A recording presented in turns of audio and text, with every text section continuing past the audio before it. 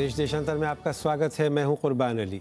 दादरी की घटना और गोमांस को लेकर उठे विवाद पर अपने नेताओं के विवादास्पद बयानों के कारण बाहरी आलोचना और पार्टी में बढ़ती बेचैनी के बीच बीजेपी के राष्ट्रीय अध्यक्ष अमित शाह ने ऐसे नेताओं को तलब कर विवादास्पद बयान देने के लिए फटकार लगाई है।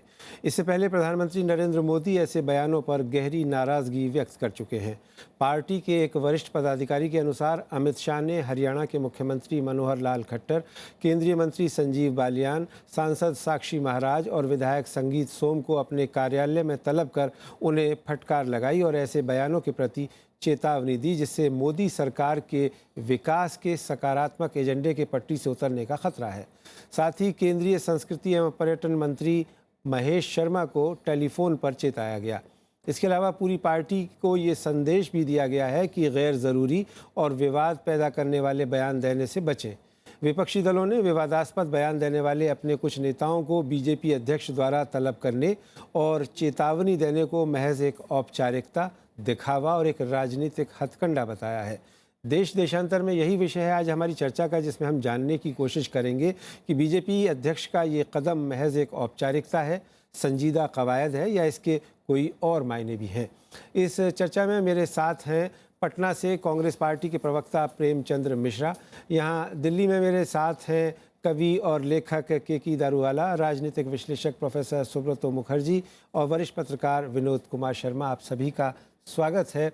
मैं विनोद जी आपसे शुरुआत करना चाहूँगा कि ये जो एक्सरसाइज हुई है भारतीय जनता पार्टी के राष्ट्रीय अध्यक्ष अमित शाह ने इन लोगों को बुला करके जिन्होंने दादरी की घटना पर अजीब तरह के बयान दिए थे, क्या ये एक महज दिखावा है या इसे आप एक संजीदा एक्सरसाइज मानते हैं? देखिए, ये उचित मेरे लिए कहना नहीं होगा कि प्रधानमंत्री दिखावा कर रहे हैं, लेकिन एक बात पे मैं आपका ध्यान आकर्षित करना चाहूँगा कि ये पहली बार नहीं है कि जहाँ प्रधानमंत्री ने जी दूर से गुस्सा दिखाने की कोशिश की। और परस्पर जब से उनकी सरकार बनी है ऐसे हादसे होते रहे हैं, ऐसे बयानबाजी होती रही है। भले आप मुजफ्फरनगर का इंसिडेंट ले लें, और मुजफ्फरनगर के इंसिडेंट के बाद तो फिर मथुरा में इन लोगों का माल्यार्पण भी हुआ था, जिन लोगों ने प्रमुख भूमिका अदा की थी मुजफ्फरनगर में जी, जिसमें कि संगीत सोम और संजीव बालियान जी भी शामिल हैं, और बालियान साहब तो आज के दिन मंत्री हैं। मेरा सिर्फ इतना कहना है, और मैं बड़ी माजरत से बात कहना चाहता हूँ कि प्रधानमंत्री हैंड्स ऑन प्राइम मिनिस्टर हैं जहाँ तक इकोनॉमिक मुद्दों का मामला है, जहाँ तक फॉरेन पॉलिसी का संबंध है, लेकिन जब जब सामाजिक मुद्दों पे कोई बात होती है वो बंदूक किसी और के कंधे पर रख देते हैं। ठीक। और वो जो विरोधाभास है उसके चलते जो कुछ अच्छे काम इस सरकार ने किए हैं वो भी जनता की नज़र में नगण्य से हो जाते हैं, और विदेश में भी इस देश की जो छवि है उस पर कुठाराघात होता है। ठीक है, मैं आता हूँ आपके पास में। हमारे साथ इस वक्त भारतीय जनता पार्टी के राष्ट्रीय प्रवक्ता गोपाल कृष्ण अग्रवाल भी जुड़ गए हैं। बहुत बहुत स्वागत है गोपाल जी। हम बात कर रहे हैं, आपके पार्टी अध्यक्ष अमित शाह ने कल आपकी पार्टी के उन कई नेताओं को तलब किया जिन्होंने दादरी की घटना को लेकर के विवादास्पद बयान दिए थे, और ख़बर ये है आधिकारिक प्रवक्ता की ओर से कि उन्हें काफ़ी चिताया गया, काफ़ी नाराज़गी व्यक्त की गई और ये कहा गया कि वो इस तरह के बयान ना दें जिससे मोदी सरकार की जो एक सकारात्मक एजेंडे की छवि बनी है वो ख़राब हो। आप इसे किस रूप में देखते हैं? देखिए, जहाँ तक अभी विनोद जी बोल रहे थे, मैं कह रहा हूँ ये जो विरोधाभास है ना, बेसिकली हम उस विरोधाभास को नहीं समझ रहे कि जैसे आर्थिक मुद्दों पे केंद्र सरकार की जिम्मेदारी है, वहाँ पे जो जिन मुद्दों पे प्रधानमंत्री या केंद्र सरकार की जिम्मेदारी है उसमें तो मोदी साहब बिल्कुल स्पष्ट रूप से देते हैं, पोजीशन लेते हैं, बात करते हैं। अब ये जो मुद्दे हैं जिनमें लॉ एंड ऑर्डर में बेसिकली है वो स्टेट गवर्नमेंट की रिस्पॉन्सिबिलिटी है। नहीं, मेरा सवाल आपसे ये है कि आपके राष्ट्रीय अध्यक्ष ने जो ये एक्सरसाइज की है कल, और जो आज सारे अखबारों की सुर्खियां हैं, उससे आप सहमत हैं?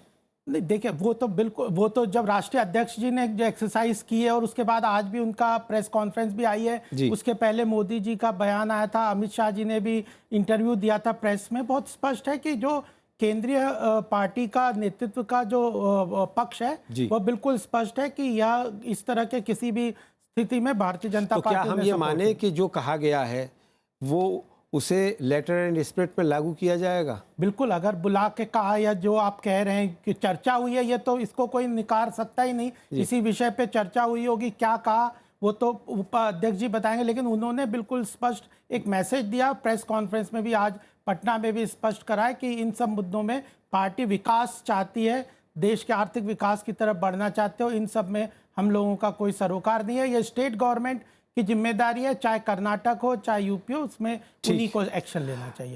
हमारे साथ प्रेमचंद मिश्रा साहब भी हैं पटना से, कांग्रेस पार्टी के प्रवक्ता। प्रेम जी, आप भारतीय जनता पार्टी के इस बयान को किस रूप में देखते हैं? क्योंकि आपकी पार्टी की ओर से तो कहा गया है कि ये विषयांतर करने की बात है, एक राजनीतिक हथकंडा है और आपको इसमें यकीन नहीं हो रहा है। आखिर यकीन नहीं है आपकी पार्टी को, तो उसका क्या कारण?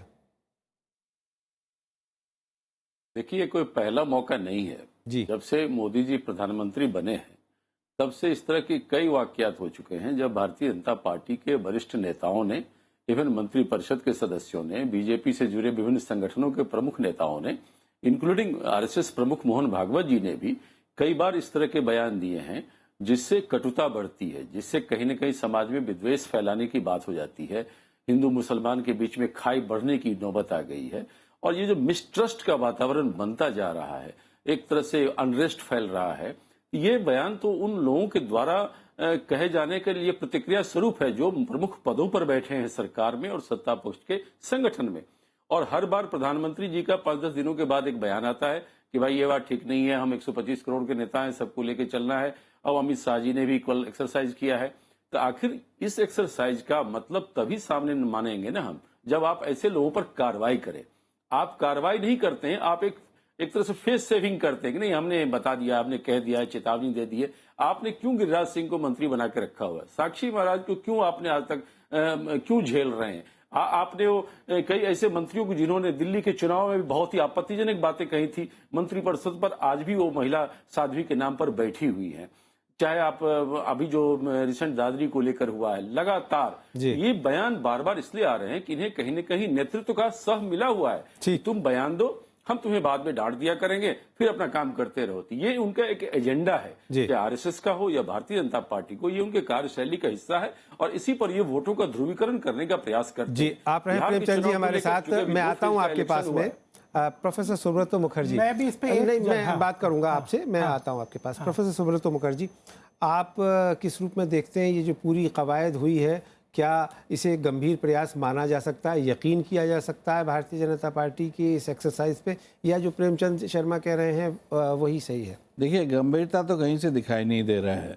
इसको मैं कहूँगा एक टोकनिज्म है। क्योंकि पहली बात है, लोकतंत्र में टाइमिंग बहुत इम्पोर्टेंट होता है। जी, आप इतने दिन बाद कुछ लोगों को बुला के आप डांट रहे हो, वो भी देखिए पूरा जो क्या रिपोर्ट अंदर हुआ है वो हमें पता नहीं है। कॉन्फिडेंशियलिटी के नाम से काफ़ी कुछ छुपाया गया है। दूसरे तरफ जैसे पटना के भाई साहब बोल रहे थे, कहीं तो कुछ पनिशमेंट तो होना चाहिए, सज़ा तो होना चाहिए। लोकतंत्र का 2 बेसिक पिलर्स है। जैसे मेडिसिन का नाम इसलिए हम लेते हैं, माइनॉरिटी राइट्स और प्लूरलिज्म। इस दोष के साथ हम कोई भी कभी कोई कंप्रोमाइज़ कर नहीं सकते, कोई भी पार्टी पावर में हो। और ये तो मुझे लगता है जो ये डिविजन ऑफ लेबर का जो बात है बीजेपी वाले कर रहे हैं, ये बहुत गलत है। कुछ ऐसा मुद्दा है जिससे प्राइम मिनिस्टर को बोलना चाहिए, जाना चाहिए और पूरा एक साथ बताना चाहिए जो ये इंटॉलरेबल है, ये हम कभी नहीं मानेंगे, हम मानने के लिए तैयार नहीं है। मुझे लगता है ये बड़ा इनकम्प्लीट एक्सरसाइज हुआ है। ठीक। जी, आप कुछ कह रहे हैं? मैं ये कहना चाहता हूँ कि यहाँ पे सब कह रहे हैं कि प्रेमचंद जी भी कह रहे हैं, ये भी कह रहे हैं कि सजा मिलनी चाहिए। सजाएं किसको मिलनी चाहिए? जिनने क्रिमिनल एक्ट किया उन्हें सजा की कोई बात नहीं कर रहा, उनके ऊपर कानूनी कार्रवाई प्रदेश सरकार नहीं कर रही, उस पर चर्चा नहीं कर रहे। ये कह रहे हैं कि जिसने बयान दिया है, राहुल गांधी भी गए थे, आजम खान भी गए थे, तो ये बयानों पे तो सजा देनी चाहिए। चलो वो भी है, वो तो पार्टी देगी। लेकिन एक मिनट पहले आपको मैं तो आप उस पे बोलिए ना कि नहीं, लेकिन जो आपने फिर एक्सरसाइज की है, आप तो खुद से डाइल्यूट कर रहे हैं ना ये बात कह के। नहीं, आपकी पार्टी के राष्ट्रीय अध्यक्ष जब ये मानते हैं कि इन लोगों के बयान देने से माहौल खराब हुआ है और उन्हें फटकार लगाई गई है। हाँ, तो इसलिए तो हम तो कह रहे हैं कि उन लोगों को पार्टी लेगी, लेकिन जो सजा देनी है, जो क्रिमिनल एक्ट है, उसके ऊपर तो ये बोले ना। हमारे अध्यक्ष ने तो एक एक्शन ले लिया, हमारे प्रधानमंत्री ने कह दिया, लेकिन जो कांग्रेस प्रवक्ता है और ये बोले कि उन पे सजा दो, स्टेट गवर्नमेंट गवर्नमेंट की अच्छा, दूसरी चीज ये है कि दादरी की घटना पे तो ये बयान आ गया, लेकिन जो कर्नाटक लेखकों पे की भी हत्याएं हो रही हैं, कर्नाटक का जो किस्से हुए जी। हैं वो किसके समय में हुए? कांग्रेस के सरकार के समय में हुए। जी। कलबुर्गी और उनकी हत्या जो भी हुई वो तो 2013 की घटना है, उसमें तो भारतीय निंदा तो जनता- कर दीजिए ना साहब उसकी। निंदा प्रधानमंत्री ने कहा कोई एक प्रधानमंत्री शब्द? ने कहा है, अमित शाह जी कह रहे हैं, मैं आपके सामने कह रहा हूं कि हम इन घटनाओं का देश से माहौल खराब होता है। अरुण जेटली जी ने लिखित में कहा है ठीक। कि इससे देश की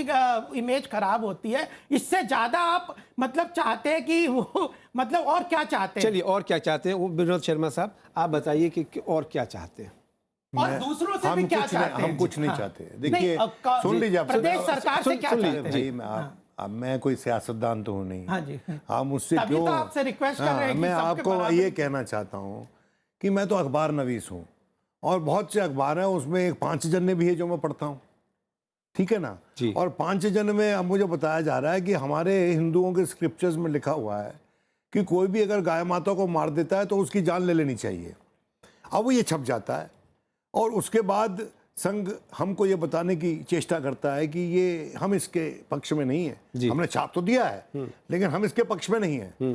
अब मेरे को ये बात समझ में नहीं आती कि संघ एक कार्डर बेस्ड एंटिटी है। बीजेपी हुआ करती थी, अब तो मास बेस्ड पार्टी हो गई। और कार्डर बेस्ड जो एंटिटी होती है उसके ऑफिशियल माउथपीस में एक एक शब्द नाप तोल कर लिखा जाता है। पीपल्स डेमोक्रेसी में आप मिसाल के तौर पर देख लीजिए कि उनके जनरल सेक्रेटरी खुद पीसेस लिखते हैं, छोड़िए ना बाकी बात औरों की। तो क्या ये समझा जा रहा है कि ये मुल्क अनपढ़ों और बेवकूफ़ों का मुल्क है जिसको आप कुछ भी बता के बरगला सकते हैं? नहीं, देखिए, हमारी नेटिव विजडम की इज्जत करना शुरू कीजिए। मैं आपसे विनम्र निवेदन कर रहा हूं। इस देश के जो स्थापित विद्वता है उसकी जब तक आप इज्जत नहीं करेंगे इस देश में बवाल होता रहेगा। ठीक। अगर आपके बड़े बड़े इदारे, अगर आपका सिटिंग मुख्यमंत्री हरियाणा का एक इंटरव्यू देता है, बाद में कहता है कि उनके बयान को तोड़ मड़ोड़ के पेश किया, अगर उस मुद्दे पे बात करना इतना ही जरूरी है तो भाई अपनी पार्टी की एक लाइन तय कर लें और उसी लाइन को, जैसे अभी आप रिपीट कर रहे थे जो अमित शाह ने एक टीवी चैनल को इंटरव्यू में बताया, उसको आप एग्जैक्टली रिपीट कर रहे थे। तो आप, मैं समझता हूं कि कुछ जो मुद्दे हैं जो कि कलिष्ठ मुद्दे हैं, जो कॉम्प्लेक्स मुद्दे हैं, उस पे आप आके स्टेटमेंट पढ़ दिया करो और इम्प्रॉम्प्टू मत बोला करो, क्योंकि जब भी आप बेबाक बोलते हैं उस वक्त कुछ ना कुछ ऐसा अनर्थ हो जाता है जिसके चलते फिर आपकी बहुत बड़ी संक्षेप में leadership गोपाल को जी, भी फिर मैं तकलीफ उठानी प्रेम जी के पास ये जो जाऊं। जी। संगीत सोम ने कहा या XYZ ने कहा, आपने कहा मास बेस्ड पार्टी है। हमारे ऑफिशियल स्पोक्स पर्सन अगर कह रहे हो, हमारे जो सेंट्रल लीडरशिप कह रहे हैं, उन्होंने अपनी स्पष्ट लाइन कह दी है, उसके बाद भी आप एक एक्स को कोट करेंगे। जी, मैं इसलिए कह रहा हूं क्योंकि 7 अक्टूबर को इसी तरह की घटना होने के बाद आपकी पार्टी के वरिष्ठ नेता हैं और स्पोक्समैन भी हैं मुख्तार अब्बास नकवी, उन्होंने कहा कि मैं पूरी जिम्मेदारी के साथ इस बात को कह रहा हूं कि जो मैसेज पहुंचना चाहिए था वहां पहुंचा दिया गया है। जो लोग इस तरह के बयान दे रहे हैं उनको कह दिया गया है। बावजूद इसके बयानों का सिलसिला चलता रहा और अभी भी इस बात की गारंटी नहीं है कि अमित शाह साहब द्वारा ये फटकार लगाए जाने के बाद, लताड़ लगाए जाने के बाद भी इस तरह के बयान नहीं आएंगे। इसकी कोई गारंटी नहीं और कार्रवाई दोनों अलग चीजें हैं। अब कार्रवाई, अगर हमने पार्टी ने स्टैंड क्लियरली ले लिया इस तरह की घटनाओं को, ये क्रिमिनल एक्टिविटीज हैं, उनको रोकना चाहिए, कानून को हाथ में नहीं लेना चाहिए। कॉन्स्टिट्यूशन में हम विश्वास रखते हैं और कॉन्स्टिट्यूशनल लड़ाई करना, आइडियोलॉजी की लड़ाई भी लड़नी है तो वो भी कॉन्स्टिट्यूशन से लड़ेंगे, यूं को हाथापाई से लड़ेंगे नहीं। ये हमारा बिल्कुल स्पष्ट ठीक, मत है। चलिए। तो इसको ही समझ के ध्यान में रखना चाहिए। प्रेम मिश्रा साहब जी, आप कुछ कहना चाह रहे थे। अभी आप संतुष्ट हुए गोपाल अग्रवाल साहब से या अभी भी कुछ और सफाई चाहते हैं? और राहुल जी के ऊपर भी सफाई दे। ये क्या संतुष्ट करेंगे, ये क्या संतुष्ट करेंगे? सवाल यह है, भारतीय जनता पार्टी के कथनी और करनी में बड़ा फर्क है। ये कह रहे हैं कि जो लोग दंगा कर रहे हैं, जो क्रिमिनल एक्ट में है, उनको कार्रवाई की बात क्यों नहीं हो रही? अरे उनकी कार्रवाई की बात अगर मुलायम सिंह नहीं कर रहे हैं या ढिलाई, सुन लीजिए, अगर मुजफ्फरनगर के मामले को आप देख लीजिए, देखिए आयोग ने क्या रिपोर्ट दिया, जांच आयोग ने, आपके नेताओं से लेकर मुलायम सिंह के लोगों सबके बारे में इन्वॉल्वमेंट है, क्यों नहीं कार्रवाई हो रही है? और वही मुलायम सिंह बिहार आते हैं तो कहते हैं कि यहाँ बीजेपी की हवा चल रही है, बीजेपी की तो लगता है सरकार बन जाएगी। तो आप में और मुलायम सिंह में कोई अंतर थोड़ी है, आप दोनों तो मिले हुए हैं। और जो कुछ भी गतिविधियां हो रही हैं, जो आपके नेता बयानबाजी कर रहे हैं, वो बिहार के चुनाव को लेकर कर रहे हैं, क्योंकि यहां से आपको रिस्पांस बहुत ही पॉजिटिव अब नहीं मिल रहा है और सारा कुछ ध्रुवीकरण हो गया आपके खिलाफ। लोग समझ गए हैं कि 16 महीने में जो आपने वायदे किए वो आपने पूरे नहीं किए, दाल रोटी लोगों को मिलना मुश्किल हो गया है।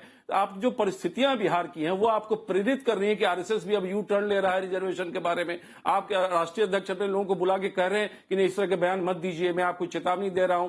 ये परिस्थिति बिहार के मतदाताओं ने पैदा की है कि भारतीय जनता पार्टी को अब यू टर्न लेना पड़ रहा है। कोई आप दूध के धुले नहीं है, आप दंगा करवाते हैं, उसमें इन्वॉल्वमेंट रहते हैं, उससे आप ध्रुवीकरण की राजनीति में फायदा उठाने का प्रयास करते हैं। और आज भी आपको वो प्रयास है कि किसी तरह से कोई ऐसा इशू उठता रहे जिससे बीजेपी को लाभ मिले। लेकिन मैं आपको बताऊं, मुद्दे कुछ और होने चाहिए जिससे बीजेपी जो वायदे करके सत्ता में आई थी उससे मुकर गई है, उससे पीछे हट रही है। ठीक है, चाहे आप महंगाई ले लीजिए, भ्रष्टाचार ले लीजिए, चाहे आप पाकिस्तान का इशू ले लीजिए, हर पॉइंट पर आपने देश की जनता के साथ वादा खिलाफी करने का काम किया है। और इस वजह से अब आप फिर से आरएसएस के पुराने एजेंडे पर जा रहे हैं ताकि लोगों को भड़काएं, भावनाएं भड़काएं और वोट लेने के लिए कोई न कोई स्कोप पैदा करें। रहिए आप प्रेम जी, हमारे पास आता हूं मैं आपके पास में। आप कहते हैं कि आप प्रोफेसर सुब्रत मुखर्जी साहब क्यों नहीं एक्शन लेंगे? आपने गिरिराज सिंह को उस बयान के बाद केंद्र का मंत्री बनाया जब उन्होंने ये कहा कि जिन्होंने बीजेपी को वोट नहीं दिया वो पाकिस्तान चले जाए। जो व्यक्ति ऐसा बयान दिया, एक मिनट कुर्बाना लीजिए जी, एक मिनट कुर्बाना लीजिए, 10 सेकंड। नहीं देखिए, ऐसा है ना, हम लोग जरा संतुलित बहस करें तो ज्यादा अच्छा। नहीं, आप बहुत सारे मुद्दों को मिला रहे हैं, विषयांतर भी हो रहा है, इसलिए हम जो हमारा जो मूल मुद्दा है उससे भटक जा रहे हैं जी। प्रोफेसर सुब्रत मुखर्जी साहब, क्या आपको लगता है कि इसका कोई मैकेनिज्म बनाया जा सकता है? और जो जैसा अभी विनोद जी ने कहा कि भाई 5 जने तो आज भी अपनी दूसरी लाइन ले रहा है, ऑर्गेनाइजर में आज भी दूसरी खबरें छप रही हैं और बताया ये जा रहा है कि नहीं, पार्टी अपने आप को इन सारे विवादास्पद बयानों से अलग कर रही है। ऐसे में कैसे यकीन हो? देखिए, मैकेनिज्म तो हो सकता है, इसीलिए मैंने सजा का जो बात की थी जी, मैंने ये नहीं कहा कि कोर्ट में जाके आपको सजा मिलेगी जी। एक वेल डिसिप्लिन पार्टी का ये कर्तव्य बनता है कि इनके लीडर जो बयान दे वो लोग सुने और समझे और उसको रिस्पेक्ट करें। पर आप जैसे मुख्यमंत्री हरियाणा ने बताया, तो मैं तो एक सीधा बात कहूँगा, आप उस पद से उनको हटा क्यों नहीं सकते? और बाकी जितने पदाधिकारी हैं, जो कल्चर मिनिस्टर भी हैं, वो भी काफ़ी उल्टा सीधा बोलते हैं, उनको भी आप क्यों नहीं हटा सकते? राजनीतिक एक प्रक्रिया है, एक प्रोसेस है, उसमें आपको रिस्पॉन्सिबल अटरेंसेस करना है और उसके लिए पब्लिक अकाउंटेबिलिटी भी होना चाहिए। डूज एंड डोंट्स क्लियर है। ये फ्रीडम ऑफ द प्रेस का मतलब नहीं है कि आप कुछ भी 5-6 जन में और जगह बोलिएगा।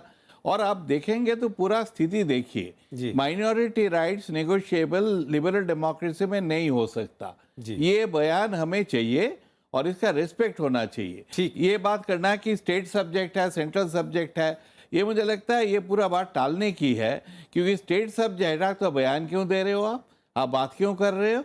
तो आप चुप रहिएगा, वो तो आप कर नहीं रहे हो। तो पूरा चीज जो है लोगों का भड़काने की है और इसको हम कभी समर्थन नहीं कर सकते। कॉन्स्टिट्यूशनली जी, हमारे मैं आता हूँ विनोद जी। हमारे साथ केकी दारूवाला साहब भी जुड़ गए हैं, जाने माने कवि और लेखक हैं और इन तमाम घटनाओं को लेकर के उन्होंने अपना सम्मान भी वापस करने का फैसला किया है। केकी दारूवाला साहब, मैं आपसे जानना चाहता हूँ कि कल जो बीजेपी ने एक्सरसाइज की अपने पार्टी ऑफिस में, पार्टी के नेशनल प्रेसिडेंट अमित शाह साहब ने बुला करके एक तरह से उनको सेंसर किया, उनको काफ़ी डांटा फटकारा है, इस तरह की खबरें हैं।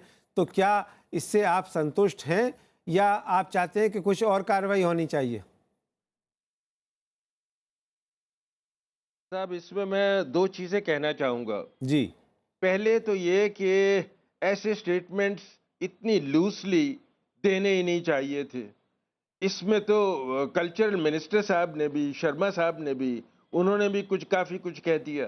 पहले कहा कि साहब दादरी तो एक्सीडेंट है, 100 आदमियों ने पिटाई की तो एक्सीडेंट कहाँ से हुआ। उसके बाद उन्होंने कह दिया अगर लेखक नहीं लिखते तो साहब हमें वो ना लिखें। तो अब उनसे तो कोई वार्तालाप ही नहीं हो पाएगा। देखिए, ये जो एक्शन लिया गया है ये काफ़ी देर से लिया गया है। इससे पहले आप जानते हैं कई महीनों पहले निरंजन ज्योति जी ने एक स्टेटमेंट दिया था रिगार्डिंग रामजादाज एंड उस वक्त कोई पब्लिक में टिप्पणी नहीं हुई कि साहब इन्हें नहीं कहना चाहिए था, और वो अब भी मिनिस्टर हैं फूड प्रोसेसिंग की। तो ये जो लूज कैनन शॉट्स लगाए जा रहे हैं वो तो बहुत सारे हैं। अब इसमें जो कहा गया है, जो प्रेस रिपोर्ट्स आई हैं, अब प्रेस रिपोर्ट्स में तो वो बिहार भी डाल रहे हैं। अगर जो इन्हें डांट पड़ी या इनसे कहा गया कि साहब आप अपने ऐसे स्टेटमेंट्स अब न दें, उसमें अगर बिहार का एलिमेंट आ जाता है, सत्ता का एलिमेंट आ जाता है, वोट्स का एलिमेंट आ जाता है, then it is very disappointing. उससे तब तो मैं संतुष्ट नहीं हूं। अगर वो माइंडसेट पे बात कर रहे हैं कि साहब ये क्या माइंडसेट है आपका कि आप वो एमएलए आए मुजफ्फरनगर से और बीजेपी के सोम साहब और बजाय जो विक्टिम है उसकी फैमिली से मिले, वो जो मर्डरर्स हैं या जो क्राउड था, जो मॉब था, उनकी फैमिली से मिल रहे हैं और कह रहे हैं साहब पुलिस ने झूठे फ्रेम अप किया है, पकड़ा है लोगों को। तो ये सारा जो माहौल है ये संतोषजनक तो है ही नहीं। जी विनोद जी, आप कुछ कह रहे थे। देखिए, मैं ये कहना चाहता हूँ, ये बार बार दोहराया जा रहा है कि law and order is a state subject, लेकिन कुछ ऐसे मुद्दे हैं जिस पे केकी साहब और मैं, हम दोनों माइनॉरिटी कमीशन के मेंबर थे। जी आज के दिन जो माइनॉरिटी कमीशन है उसका क्या रोल है इन मुद्दों पर किसी को कुछ नहीं पता। वो उतना ही चुप है जितना कि बदकिस्मती से माननीय प्रधानमंत्री इस बात पे कुछ नहीं कह रहे। तो मैं ये कह रहा हूँ कि जो सेंटर है उसकी रिस्पॉन्सिबिलिटी है आइन के तहत, कॉन्स्टिट्यूशन के तहत, to protect the states from external and internal disturbances. और जब ऐसे कोई प्रकरण होता है जिसमें ये पोटेंशियल होता है कि वो स्नोबॉल कर सकता है, वो फैल सकता है, वो एक बड़ा मसला पूरे देश में पैदा कर सकता है जी, उस वक्त मैं समझता हूं कि केंद्र की ये ड्यूटी बनती है कि आर्टिकल 355 शायद वही होता है जहां पर उसके तहत एडवाइजरी भेजें स्टेट्स को और उनसे रिपोर्ट मांगे और उसके बाद ये जताए कि ये एक्सेप्टेबल नहीं है, ये दोबारा नहीं होना चाहिए। और ये नहीं कि बार बार अपने नटखट मेंबर्स ऑफ पार्लियामेंट को बुला के, जो नटखट है, इतने नटखट हैं कि बार बार डांट मिलती है उसके बाद भी उनका रवैया दुरुस्त नहीं होता है। जी अग्रवाल जी, कितनी बार डांट मिल चुकी है इनको, कितनी बार मिल चुकी है। हमारा जो भारतीय जनता पार्टी का स्पष्ट मुद्दा, हम विकास और आर्थिक विकास की तरफ ही जाना चाहते हैं। बार बार कुछ लोग जबरदस्ती इन चीजों में घसीटना चाहते हैं। जब रिपोर्ट की बात आई तो स्टेट गवर्नमेंट ने रिपोर्ट दी है ना, केंद्र ने मांगी है। आखिर इसको एक फेडरल कंट्री है जिसमें स्टेट और सेंट्रल रिलेशन है और रिस्पॉन्सिबिलिटीज डिवाइडेड है। अगर आप उन पे एनक्रोचमेंट की बात करेंगे तो आप कहोगे एंटी डेमोक्रेटिक है, एंटी फेडरलिज्म है। भड़काऊ भाषण तो नहीं देने चाहिए। हाँ बिल्कुल, तो उसी में तो कह रहे हैं। संगीत सोम का नाम लेके अध्यक्ष जी ने कहा है कि उन्हें रोका है। आप कहते हैं स्टेट और केंद्र की बात मत कीजिए, आप डाइवर्ट मत कीजिए। आप ये बोलिए ना कि जिन लोगों ने शुक्रिया प्रेम जी, मेरे पास अब वक्त की बिल्कुल कमी है, उस पर रोक क्यों नहीं, उसको नीचे निकालते हैं। इस चर्चा को अभी हमको यहीं खत्म करना पड़ेगा। बहुत बहुत शुक्रिया हमारे साथ प्रेमचंद मिश्रा, कांग्रेस प्रवक्ता, पटना से जुड़ने के लिए, गोपाल अग्रवाल साहब, भारतीय जनता पार्टी के प्रवक्ता, यहाँ हमारे साथ इस चर्चा में भाग लेने के लिए, प्रोफेसर सुब्रतो मुखर्जी, विनोद शर्मा साहब और केकी दारूवाला साहब। तो उम्मीद ये की जानी चाहिए कि आगे आने वाले दिनों में हालात बदलेंगे, हालात बेहतर होंगे और हमारी जो सदियों पुरानी परंपरा है एकता की, आपस में मिलजुल करके रहने की, सांप्रदायिक सौहार्द की, उसे किसी तरह का नुकसान नहीं पहुंचेगा और जो सदियों से हमारी एकता बनी हुई है वो और ज़्यादा मजबूत हो। इस दिशा में प्रयास किए जाने चाहिए। देश देशांतर में मेरे साथ इतना ही। नमस्कार।